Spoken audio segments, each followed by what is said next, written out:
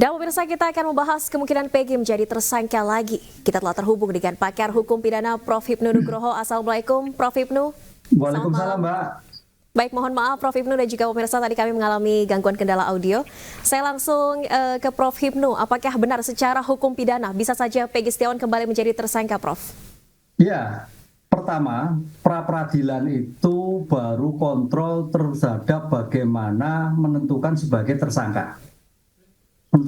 Sehingga belum masuk pokok materinya, Mbak. Oleh karena itu, nanti Polri itu setelah pra-peradilan ini mengeluarkan SP3, Surat Perintah Penghentian. Dalam teori, ada 3 jenis, bahkan sekarang 4. Surat penghentian demi hukum, itu contohnya misalkan meninggal dunia, daluarsa, forjar, itu sama sekali tidak bisa dituntut kembali, disidik kembali. Kemudian yang kedua, SP3 demi kepentingan hukum. Nah, si Peggy ini adalah SP3 demi kepentingan hukum. Artinya apa? Kepentingan hukum buktinya masih kurang. Buktinya salah mengambil. Oleh karena itu dalam hal seperti ini, maka demi hukum si Peggy bisa diajukan kembali ketika itu bukti kuat, bukti cukup, bukti diperoleh sah. Yang ketiga, dihentikan demi kepentingan umum. Apa itu? Kaitannya dengan oportunitas, kepentingan bangsa negara. Yang terakhir, yang perkembangan sekarang adalah dihentikan demi kepentingan restoratif justice. 4 ini bagian dari penghentian. Lah, Peggy dalam konteks pra-peradilan adalah demi kepentingan hukum. Artinya ketika bukti kurang, bukti tidak relevan, bukti diperoleh, demi kepastian hukum si Peggy harus dibebaskan. Gitu, Pak. Ini untuk memberi kepastian. Oleh karena itu, nanti seandainya Polda Jawa Barat itu menemukan bukti baru, dapat ditentukan sebagai tersangka kembali. Gitu. Baik, nanti rangkaiannya seperti apa, Prof? Apakah ini dimulai dari awal Peggy diperiksa lagi sebagai saksi, ada gelar perkara lagi, atau seperti apa nanti prosesnya? Ya, karena putusan pra-peradilan kemarin adalah dinyatakan tidak sah. Batal demi hukum. Ingat, dalam teori, konsep batal dianggap tidak pernah ada. Nah, ketika dianggap tidak pernah ada, maka Polda Jawa Barat harus membuat sprindik baru. Ini sprindik baru. Jadi yang kemarin sudah tidak dipakai semua. Sprindik baru dengan bukti-bukti yang baru kepada tersangka yang sekarang ini menjadikan misalkan nanti P atau yang sebagainya. Ini yang menjadi sehingga memang agak sulit. Ya, itulah demi kepastian hukum. Sehingga bukti-bukti yang kemarin tidak dapat bernilai. Bukti-bukti baru yang ditemukan yang muatkan, makanya tadi dihentikan demi kepentingan hukum. Kepentingan, kata kuncinya demi kepentingan, bukan demi hukum. Kalau demi hukum, clear, tidak bisa dilakukan apa-apa. Tapi kalau demi kepentingan hukum, karena bukti kurang, bukti tidak relevan, cara memperoleh bukti salah. Itulah yang akhirnya Polda Jawa Barat harus memperbaiki untuk menaikkan kembali kepada Peggy misalkan terhadap kasus yang berjalan seperti ini. Prof. Hipnu, kalau dari hasil penyidikan ternyata justru kebalikannya, Peggy betul-betul tidak terlibat sama sekali hasilnya. Artinya polisi harus menangkap tersangka baru untuk menggantikan status tersangka Peggy ini. Ya, ini baru lagi. Makanya kalau memang Peggy betul, berarti ya selama ini yang dilakukan Polda salah. Sehingga Polda harus mencari tersangka baru. Tersangka yang menjadikan kemarin DPO 3 orang itu sebetulnya siapa saja. Peggy itu Peggy yang mana? Peggy A, Peggy C, Peggy D.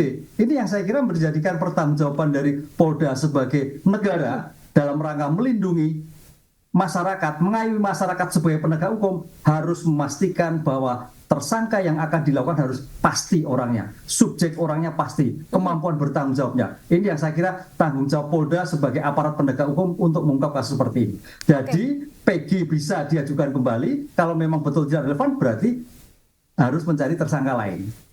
Kembali lagi ke peluang Peggy kembali menjadi tersangka, Prof. Hipnu. Ini artinya kalau Peggy nantinya kemudian terbukti bersalah dan kemudian menjadi tersangka lagi, berarti status hukum dari pra-peradilan kemarin bagaimana? Pra-peradilan hanya gini, Mbak, pra-peradilan kontrol yang sedang berjalan kemarin.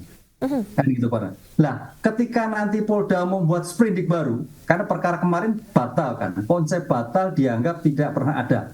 Sehingga Polda Jawa Barat membuat sprindik baru. Sprindik baru ini semua aturan baru, dengan bukti baru, dengan penyitaan baru, dengan pemanggilan baru. Semua administrasi baru terhadap seseorang, misalkan kalau Peggy ya baru semua lagi. Itu yang menjadikan pemaknaan pra peradilan kemarin, karena dianggap sudah tidak pernah ada, Mbak. Jadi artinya gugur atau bagaimana, Prof, pra peradilan yang kemarin? Gugur, Oke. gugur sudah tidak ada lagi, hilang. Itu bukti-bukti sudah tidak terpakai lagi, gugur. Tapi gugur ini bukan gugur seperti saya katakan demi kepentingan demi hukum, gugur meninggal dunia, bukan. Tapi gugur ini gugur terhadap bukti. Oke. Itu yang kita bedakan dalam teori tadi, Mbak. Gugur yaitu dihentikan demi hukum atau demi kepentingan hukum. Kalau demi hukum, sama sekali seumur hidup seorang tidak dapat dinaikkan kembali. Tapi kalau gugur, kalau demi kepentingan hukum, bicara bukti. Artinya bukti masih kurang, bukti tidak sah, cara memperoleh bukti tidak benar. Itulah yang harus diperbaiki oleh penyidik dalam rangka mengungkapkan untuk menentukan tersangka yang di kemudian hari. Oke, bagaimana poin-poin yang bisa dilakukan penyidik untuk memperbaiki itu, Prof? Kalau melihat dari gugatan pra peradilan kemarin yang dikabulkan, ini kan artinya ada yang salah dari rangkaian proses penyidikan. Ya, pertama, pra peradilan sebagai bentuk perlindungan hak asasi manusia. Maka sebagai bentuk perlindungan harus diperiksa dulu. Diperiksa dulu. Kemudian saksi-saksi juga dipanggil secara sah, secara patut. Bukti dilakukan dengan penyitaan yang patut dengan izin Ketua Pengadilan Negeri. Ini juga sebagai bentuk perlindungan. Penggeledahan juga harus ada surat penggeledahan. Karena namanya pra peradilan itu berbasis pada apa itu konsep penyidikan.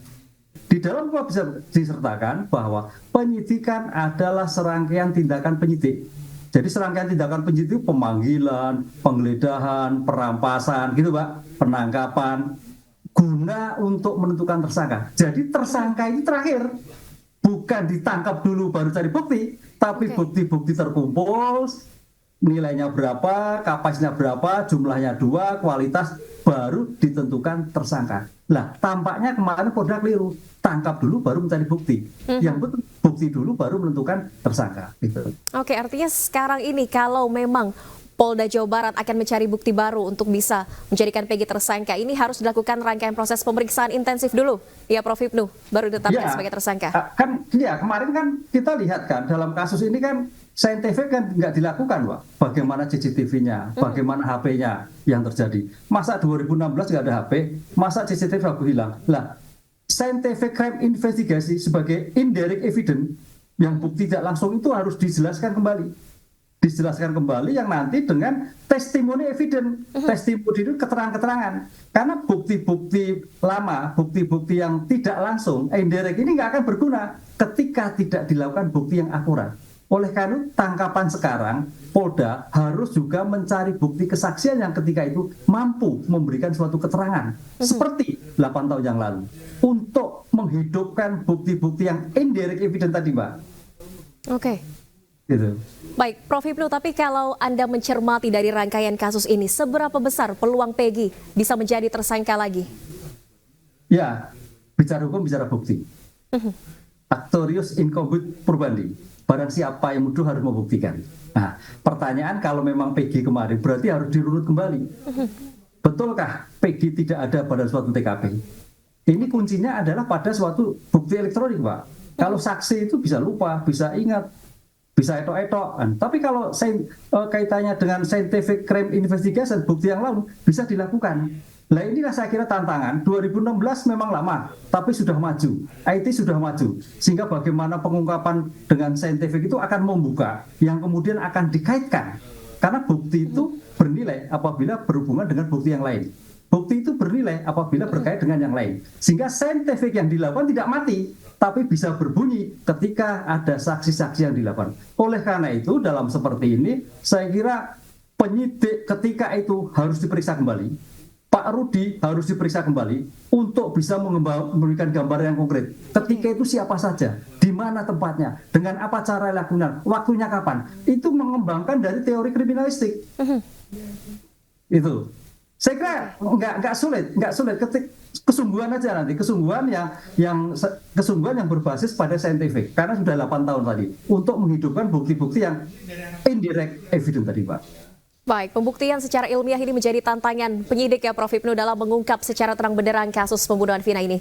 Terima kasih banyak Prof Hipnu Nugroho, pakar hukum pidana telah bergabung di Aini Sore. Salam sehat, selamat malam Prof.